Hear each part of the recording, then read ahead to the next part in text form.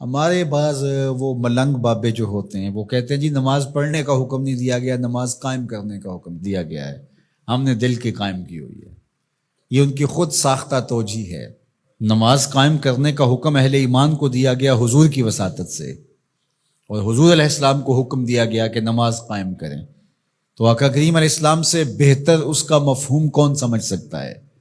تو آقا کریم نے رکوع اور سجود والی نماز پڑھی اور قیام نماز کا عملی اظہار لوگوں کے سامنے رکھا، پھر اس کے اندر کیفیت کس قدر ہو تو یہ پھر جتنی قربت اللہ کی بندے کو نصیب ہوگی اس قدر وہ آگے بڑھتا چلا جائے گا۔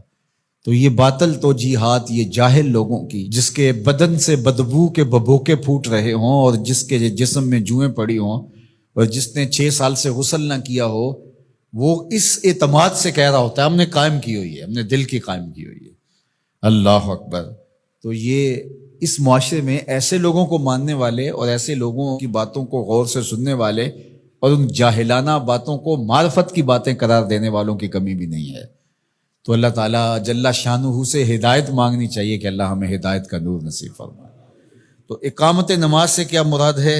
اس کی فرائض کے ساتھ ادا کرنا، یا پھر رکوع سجود تلاوت کا اتمام اور اس میں خشوع کا اور خضوع کا اظہار اور اس میں مکمل ڈوب جانا کہ گویا تم اللہ کی عبادت کر رہے ہو تو اس کو دیکھ رہے ہو۔ اور حضرت عثمان غنی رضی اللہ تعالیٰ عنہ فرماتے ہیں کہ جس نے صحیح وضو کیا، حضور علیہ السلام سے روایت کہ جس نے صحیح وضو کیا جس طرح میں نے وضو کیا ہے اور 2 رکعت پڑھی اور اس میں اس کو کسی غیر کا خیال نہ آیا تو اللہ تعالیٰ اس کے پچھلے سارے گناہ معاف کر دیتا ہے صرف 2 رکعت سے۔ لیکن اگر ساری نماز ہی خیالوں سے بھری پڑی رہی اور تصورات کہیں اور بھٹکتے رہے اور انسان کھڑا نماز میں ہے لیکن بہکتا کہیں اور رہا تو پھر وہ نماز کی صحیح اقامت نہیں ہوگی۔ تو اقامت صلاۃ سے مراد جو ہے وہ یا تو اس کو فرائض و واجبات کے ساتھ ادا کرنا، اور دوسرا مفہوم کے خشوع کے ساتھ پورے اراکین کا اعتدال اور اتمام، تو دونوں اس کے مفہوم بیان فرمائے گئے ہیں۔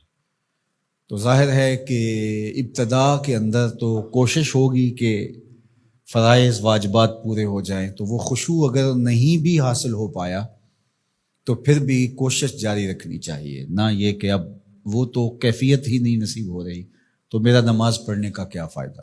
حضرت محدث کچھوچوی علیہ رحمہ سے کسی مرید نے کہا حضرت نماز پڑھتا ہوں لیکن لطف نہیں آتا، مزہ نہیں آتا۔ تو آپ نے اسے سوالیہ انداز میں پوچھا کہ اس کے باوجود بھی پڑھتے ہو؟ اس نے کہا جی وہ تو فرض ہے، پڑھتا تو ہوں۔ تو آپ جھومنے لگے، فرمایا واہ واہ، تمہیں مزہ نہیں آتا پھر بھی پڑھتے ہو؟ اس کا مطلب ہے تم مزے کے لیے نہیں اللہ کے لیے پڑھ رہے ہو۔ تو اگر لطف آ جائے، وہ کیفیت، وہ حظ، وہ تو بہت بڑی بات ہے، لیکن اگر نہیں بھی ہے تو اس کا فریضہ تو ہے اس کی طرف سے جو عائد ہوتا ہے، تو وہ شکل بنا کے تو کھڑے ہوں، وہ صورت بنا کے تو کھڑے ہوں، تو کسی دن وہ کیفیت بھی پیدا ہو جائے گی۔ خورش دے بدر را جو کب کو حمام کہ یک روز افتد ہمائے بادام۔ سعدی شیرازی فرماتے ہیں کہ دانے ڈالتا رہے، چوغا ڈالتا رہے، کبھی کبوتر آئے گا، کبھی کوا آئے گا، کبھی کوئی اور فاختہ آ جائے گی، لیکن کسی دن وہ بھی آ جائے گا جس کے لیے تم یہ سب کچھ کر رہے ہو۔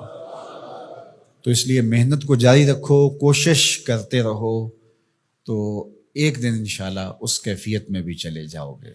دروازہ کھٹکھٹانا چھوڑنا نہیں ہے، دستک دیتے رہو، کبھی تو بوا کھلے گا نا، کبھی تو آواز آئے گی کھلا ہے دروازہ آ جاؤ اندر، پھر اندر سرور کی وادی ہوگی، کیف کا جہاں آباد ہوگا۔ اور آقا کریم نے ہمارے لیے آسانی پیدا فرما دی کہ اللہ کی عبادت اس طرح کرو کہ گویا تم اسے دیکھ رہے ہو، اور اگر یہ نہیں تو کم از کم یہ کیفیت تو ہو کہ وہ تمہیں دیکھ رہا ہے۔ تو اپنی اپنی کیفیت ہوتی ہے، بہرحال نماز کو ترک نہیں کرنا، بھرپور کوشش ہو کہ خشوع و خضوع کے ساتھ نصیب ہو۔ تو نماز کی اقامت کا یہی مفہوم ہے۔